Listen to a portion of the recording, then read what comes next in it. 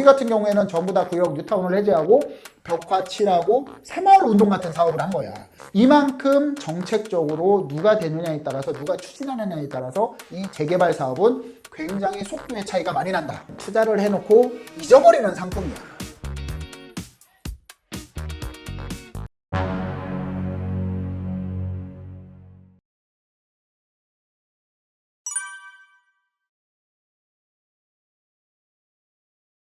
재개발 사업이 지연되는 이유는 크게 크게 두 가지로 볼 수 있어. 물론 다른 이유들도 있겠지만 첫 번째로 크게 보면은 첫 번째로는 일단 정책적인 변화라고 볼 수 있어.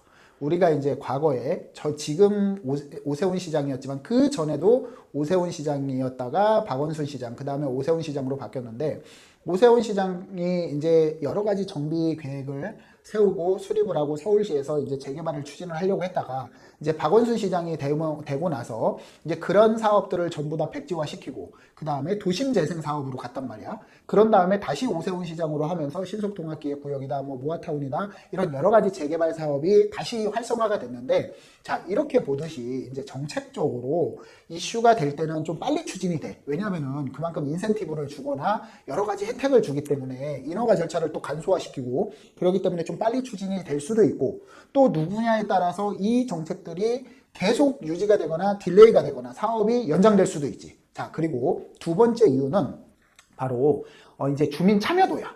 자, 조합의 참여도. 이게 왜냐면 재개발 사업은 면적이 많다, 면적이 크다 보니까 조합원 수도 많아. 재건축보다 훨씬 많지. 그러다 보니까, 자, 사공이 많으면 배는 어디로 가? 산으로 가겠지. 그러니까 그러다 보니까 이제 비대위가 만들어지는 거야. 이 추진하는 데에서 반대하는 반대파가 많아지는 거지. 자, 재개발 같은 경우에는 정비사업은 공공성을 띈 민간 사업이기 때문에 민간인들이 그 조합원들이 반대가 심하면은 가기가 어려워. 진행 절차가 이 단계별로 이제 고개가 있는데 깔딱 고개가 있는데 그 고개를 하나하나 넘어가려면 조합원들의 참여가 절실한데 동의율이 절실한데 진행이 어렵단 말이지. 그럼 일일이 조합 측에서 다 또 반대하는 사람들 설득을 해야 되고 의견 수렴을 해야 되니까 사업이 진행이 어려워지는 거야. 그러니까 크게 두 가지로 나누면 하나는 정책적이다. 두 번째는 주민 참여, 조합원들의 의견, 비대위들. 자, 이렇게 이 크게 두 가지 때문에 사업이 지연될 가능성이 있다. 이렇게 볼 수 있지.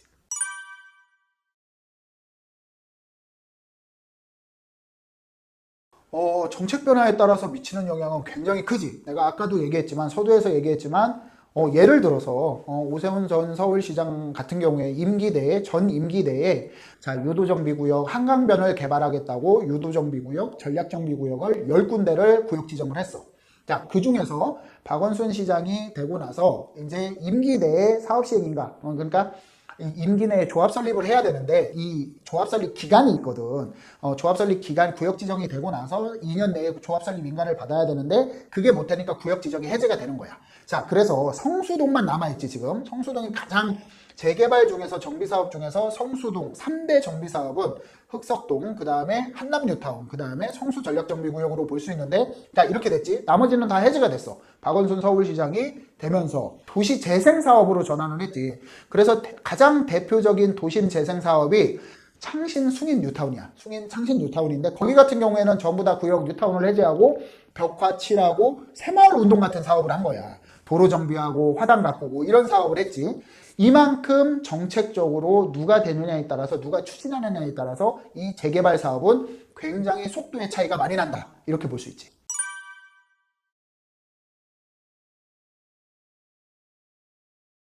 재개발의 갈등, 임차인 간의 갈등은 임차인과 임대인의 갈등은 거의 없다라고 보면 돼. 왜냐하면 임차인 같은 거 법으로 도시정비법상 이제 그 3개월 이내에 근데 요즘 같은 경우에는 이제 임대주택 비율이 가장 낮아지고 있어. 왜냐면은 이제 정비사업을 빨리 하기 위해서 인센티브를 주니까 인센티브 안에 그 정비사업은 원래 정비사업 구역 안에 15% 이상은 임대주택 비율을 의무적으로 짓기로 돼 있는데 이런 것들이 조금씩 완화가 되면서 임대인 임차인 간의 갈등 그러니까 이제 가장 소액으로 거주하는 임차인들이 이제 몰리는 현상이 일어나고 있는데 근데 실질적으로 이제 이사비나 이런 부분들을 조금씩 받아가지고 이제 임차인들한테 주기 때문에 이런 갈등들은 좀 많이 예전보다는 많이 좀 완화가 됐다 이렇게 보는 거고 가장 큰 갈등은 이제 상가 상가의 영업보상비 같은 경우가 좀 갈등이 심한데, 그것도 이제 예전에 용산에 이제 굉장히 이제 사망자가 많이 있었던 그런 용산 참사, 이런 부분 때문에 이제 이런 영업보상비 또한 법률적으로 또 이제 이게 보장이 되기 때문에 어느 정도는 예전 같지는 않다. 이렇게 말할 수 있지.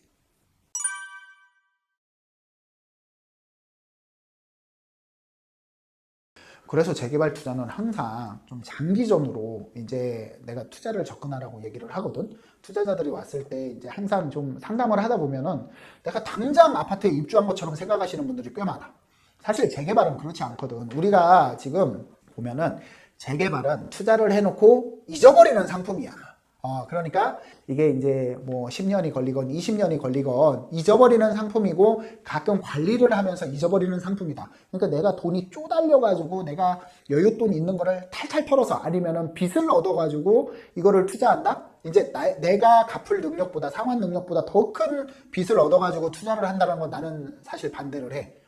이게 왜냐면은 장기전으로 투자를 하는 거기 때문에 차라리 이제 요 상품은 우리가 이제 금 투자 같은 거는 돌반지 같은 거 받으면 금고에 묻어놓고 자식들한테 증여를 하잖아? 아니면 금반지 같은 거 자식들한테 받는 거니까, 이런 식으로 재개발 투자 같은 경우에는 10년, 20년을 봐야 되기 때문에 좀 장기 투자로 접근하고, 그리고 여유 자금을 좀 남겨놓고 투자를 해라 라고 말씀드리는 편이고, 그 다음에 이제 재개발 투자 같은 경우에는 단계별로 팔고 나올 수 있는 데가 있어. 왜냐면 재개발 투자를 내가 아파트 받는 게 최종 목표지만 중간중간에 팔 수 있기 때문에 황금성이 좀 좋은 지역들, 누구나 투자하고 싶은 지역들로 투자를 한다라고 하면 황금성은 뛰어나겠지. 그렇기 때문에 그런 지역들로 두 가지 조건이 있어. 자, 여윳돈을 가지고 너무 빡빡한 자금을 가지고 투자하지 마라. 여유 자금을 조금 남겨놔라. 그리고 투자를 할 때 재개발 가능성이 있으면서 유명하고 유망한 지역, 이런 지역들, 황금성이 뛰어난 지역들로 투자를 해서 내가 현금화를 시키고 싶을 때 좀 가능하면 빨리 현금화를 시킬 수 있는 그런 지역, 이런 지역에 투자를 해라. 이 두 가지 조건을 좀 많이 권해드리는 편이야.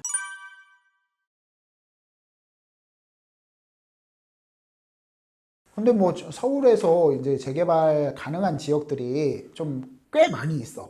지금은 많이 구역 지정이 돼서 많이 없지만, 이런 재개발 가능성이 있는 지역들은, 자, 우리가 이제 기본적으로 이제 우리 2040 뭐 도시기본계획 같은 거 많이 들어봤을 거야, EPD도. 자, 그러다 보면 도시기본계획에 3도시, 뭐 7부도시 뭐 이런 것들이 있어. 그러면 도시기본계획에 반영이 된 지역들을 좀 잘 살펴보면 될 것 같아.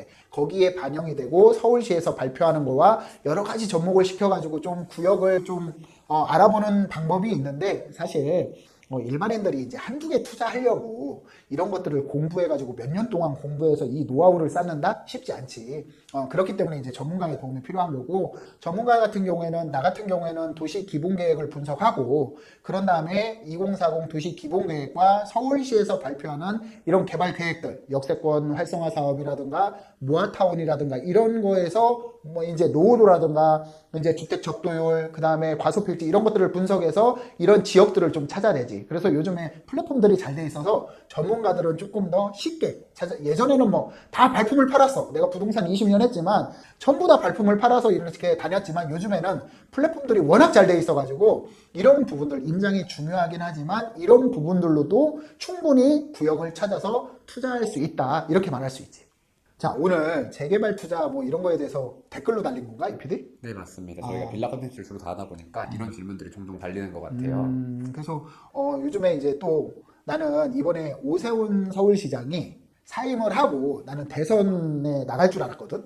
근데 이제 서울시장을 그냥 계속 하고 대선을 포기한다라고 발표를 해서 사실은 걱정을 좀 했었어. 오세훈 시장이 지금 추진하고 있는 신속통합기획구역이라든가 이런 부분들이 또 이제 흐지부지 되지 않을까 걱정을 했었는데, 이 계속해서 이제 사임을 안 하고 이어간다라는 것 때문에 이런 재개발에 대한 이슈가 더 강하게 될 거라고 봐. 그렇기 때문에 오늘 이제 이런 댓글들이 많이 달리고 있고, 또 상담하시는 분들 중에서도 이런 문의를 굉장히 많이 하지. 그래서 오늘 이 부분에 대해서는 정말 좋은 질문 같고, 앞으로 이렇게 궁금한 게 있으면 좀 달아주시면 이렇게 Q&A로 만들어서 또 새로운 영상을 만드는 거 좋을 것 같아. 자, 그러면 오늘은 이것으로 마무리를 하는 걸로 하자.